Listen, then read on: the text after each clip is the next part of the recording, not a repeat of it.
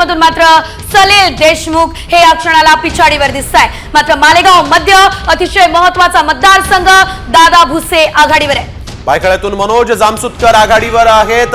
भायखळ्यातून मनोज जामसुतकर यांना निवडणुकीच्या रिंगणात उतरवण्यात आलं होतं। वांद्रे पश्चिम मधून आशिष शेलारांनी आघाडी घेतलेली आहे। वांद्रे पश्चिम मधून आशिष शेलार गेल्या 10 वर्षांपासून निवडणूक लढवत आहेत आणि आता वांद्रे पश्चिम मधून आशिष शेलार हे आघाडीवर असल्याचं दिसतंय। यावेळेची महत्त्वाची बातमी, इंदापुरात हर्षवर्धन पाटील हे आघाडीवर आहेत। इंदापूरमध्ये हर्षवर्धन पाटील हे आघाडीवर असल्याचं दिसतंय, तर इंदापुरात दत्ता बर्णे यांच्या विरोधात हर्षवर्धन पाटलांची निवडणूक होती आणि हर्षवर्धन पाटील यांनी राष्ट्रवादी शरद पवार गटाकडून निवडणूक लढवण्यानंतर आघाडी घेतलेली आहे।